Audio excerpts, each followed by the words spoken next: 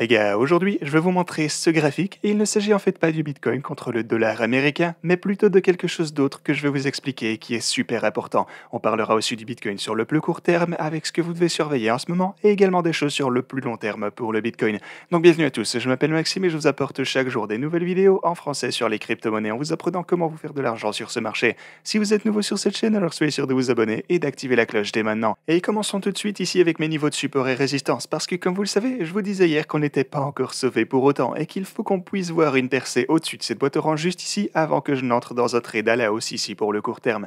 Et comme vous le voyez, ici on a toujours du mal, on se débat toujours sur l'intervalle de 4 heures au sein de la boîte orange et c'est pourquoi je vous expliquais ça hier parce que je savais que ça allait prendre pas mal de personnes par surprise ce niveau de 50 500 dollars et qui se poursuit jusque les 51 600 dollars. Donc, tant que maintenant, vous pouvez voir qu'on a eu 1, 2, 3, 4, 5, 6, 7, 8, 9 et 10 chandelles au sein de notre boîte orange plus ou moins au même niveau et on a en fait essayé de dépasser ce niveau à quelques reprises ici, mais tant que maintenant, ça a raté à chaque fois.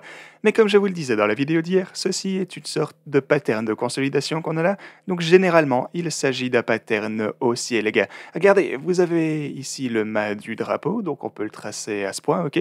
Ensuite, on a la consolidation à ce point, et comme vous le savez, on a tendance à généralement suivre la tendance, et la tendance pour l'instant est à la hausse. Sur le court terme, vous pouvez voir que la tendance est récemment repassée ascendante, et ceci devrait donc généralement nous mener à une percée au-dessus de notre consolidation. Mais comme je vous le disais, il ne s'agit pas d'un niveau à prendre à la légère, les gars, c'est vraiment une énorme résistance. Donc perso, je n'entrerai pas dans un trade avant... Enfin, tant qu'on ne sera pas au-dessus de la boîte orange. Donc voilà pour ce qui se passe sur le plus court terme, les gars. Mais si on saute maintenant sur notre intervalle journalier, vous pouvez voir qu'après avoir finalement cassé ces deux niveaux de résistance, donc la ligne orange qu'on a ici ainsi que la rouge qu'on a là, ici on dirait en fait qu'on est en train de trouver de la résistance au milieu de nulle part, mais bien sûr, on sait maintenant qu'il s'agit en fait de la boîte orange qu'on a sur notre graphique de 4 heures. Mais à part tout ça, si on étend ce niveau en question, il s'agit également d'une ligne sur laquelle on voudra vraiment garder un œil. Si on a une autre poussée de ce côté, alors attendez-vous à ce que ce niveau à 53 000 dollars se comporte également en résistance pour le Bitcoin, et je peux voir ceci simplement en étendant la ligne de résistance qu'on a ici par le passé. Mais une autre chose que je voulais vous montrer également, c'est que si je retire tout ceci, les gens qui sont des whales ou des institutions, ils vont tenter de manipuler les marchés en ce moment durant la période des fêtes. Donc, je veux dire durant ces quelques jours après Noël, parce que le volume n'est pas vraiment élevé en fait. Vous pouvez voir que même si on a eu pas mal de hausse qui est revenue ici récemment, on n'a pas tellement les chandelles de volume qui devraient aller avec tout ça. Donc voilà quelque chose à prendre en considération ici également. Mais si je retire tout ça, et que donc sur le journalier j'active le VPVR, vous pouvez voir qu'on a un peu de... on n'a pas beaucoup de volume dans ces environs, mais le prochain gros niveau de volume va lui se trouver ici aux alentours de 54 ou 55 000 dollars. Ceci va donc également être un niveau à considérer en tant que grosse résistance, simplement en raison du volume qu'on va y trouver. Et en fait, on a bel et bien une ligne orange également ici à 55 183 dollars, et c'est là que je pense le prix va peut-être se faire rejeter si on devait voir une grosse poussée jusqu'à ce niveau. Donc voilà, il s'agit également d'une ligne importante à laquelle faire attention. Aussi bien sûr, si on devait avoir une cassure, alors vous avez toujours le niveau de support au plus long terme que vous connaissez à 45 700 dollars, mais maintenant je veux passer sur ce graphique. Il s'agit ici du Bitcoin comparé au lira turc. Alors je ne sais pas si vous avez vu les nouvelles, mais le lira turc, qui est donc la monnaie nationale de la Turquie, est en train de subir de l'hyperinflation. C'est juste un truc de dingue en ce moment. Donc ce que vous pouvez voir, c'est que quand vous le comparez au Bitcoin, genre simplement regardez à quel point le Bitcoin a gagné de la valeur comparé au lira, vous pouvez voir qu'à partir du crash du Covid qu'on a juste ici, le lira turc a en fait perdu, ou plutôt le Bitcoin s'est élevé de 3500% ici. C'est bien évidemment énormément plus que quand vous le comparez à son ascension contre le dollar ou l'euro ou peu importe. Et au fait, vous pouvez voir d'ailleurs qu'on a réalisé un nouveau all-time high pour le Bitcoin il y a seulement quelques jours ici, le 21 décembre. On a eu un nouveau all-time high de ce côté pour le Bitcoin contre le lira turc. Ça vous donne une sacrée idée.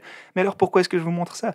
Simplement parce qu'il s'agit de ce qu'il va devenir à toutes les monnaies fiduciaires un jour ou l'autre. Le Bitcoin est simplement la forme la plus pure pour préserver un patrimoine, selon moi bien évidemment. Et oui, c'est sûr qu'il ne pourra plus voir un autre x1000 et faire décoller votre portfolio comme par le passé, et peut-être qu'il ne verra même plus jamais un x100. Mais la partie importante, c'est qu'au fil du temps, il ne perdra pas sa valeur comparée aux monnaies fiduciaires. Au court terme, évidemment, tout peut peut se passer, on l'a déjà vu beaucoup trop de fois, mais au long terme, ça ne s'arrêtera pas de monter parce qu'il s'agit de la forme d'argent la plus aboutie. C'est la forme de stockage de valeur la plus pure qui soit, et c'est pour cette raison que j'aime autant le Bitcoin. Parce que toutes les monnaies fiduciaires vont un jour ou l'autre subir le même sort que ce que vous voyez ici avec le lira turc, et toutes les personnes en Turquie, et c'est le truc important d'ailleurs, toutes les personnes en Turquie qui ont acheté du Bitcoin plutôt que de conserver leur lira, eh bien, ils ne s'en sont pas mal sortis. Ils ont été en mesure de ne pas souffrir autant que les personnes qui ont conservé leur monnaie. Les personnes qui se font payer en lira, donc plutôt qu'en Bitcoin, eh bien, ils se sont fait totalement rug pull par la Turquie elle-même ici. Ici, en ce moment, le pays est en train d'implémenter de nouvelles lois. Je sais pas trop en quoi ça consiste, mais je suppose que ce sera certainement pas terrible pour les cryptos, étant donné que, eh bien, ils sont en train de comprendre que les gens essayent de s'échapper vers le Bitcoin en ce moment, alors que leur monnaie nationale part totalement en chute libre en raison de la pression d'argent continue ainsi que d'autres facteurs.